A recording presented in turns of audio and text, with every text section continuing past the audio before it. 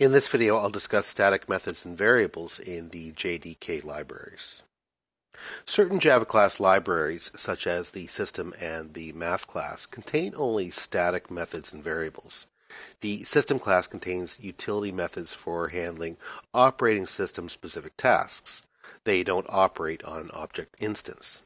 For example, the getProperties method of the system class gets information about the computer that you're using. The math class contains utility methods for math operations. Because these methods and variables are static, you don't need to create a new object every time you want your program to do some math. So let's take a look at the Java API documentation. Let's find out more about system.out.println. Now, it's a little unusual because the class that has the methods that you need to investigate isn't system. Rather, it's the class that is the type of the out field on the system object. So system is a class in Java Lang. You can see it right there. And let's navigate down to out right here.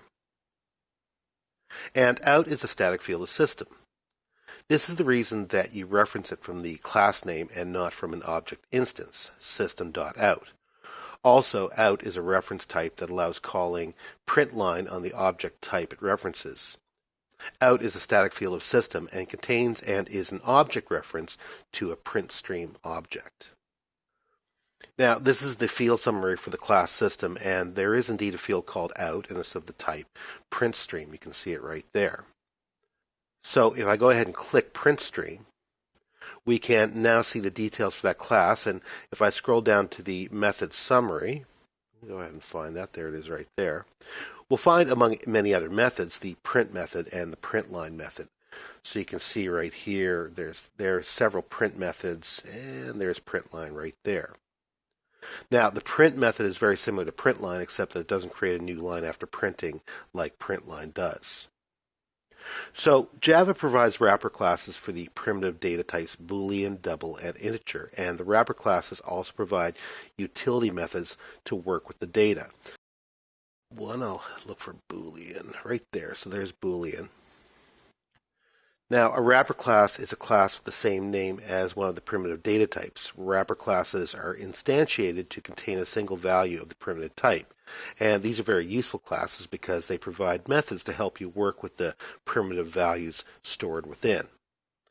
It's very common that you'll need to convert an argument to a different type, and this is possible because most of the object classes in the JDK provide various conversion methods.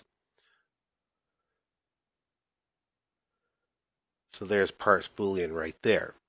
There are static conversion methods for integer, double, and Boolean, and there are also some conversion methods for the object classes, integer, double, and so on, that aren't static. So it really depends on the method that you're choosing, what options you'll have available to you. Now, these methods are invoked on an object reference for one of these classes and convert the value of that specific object.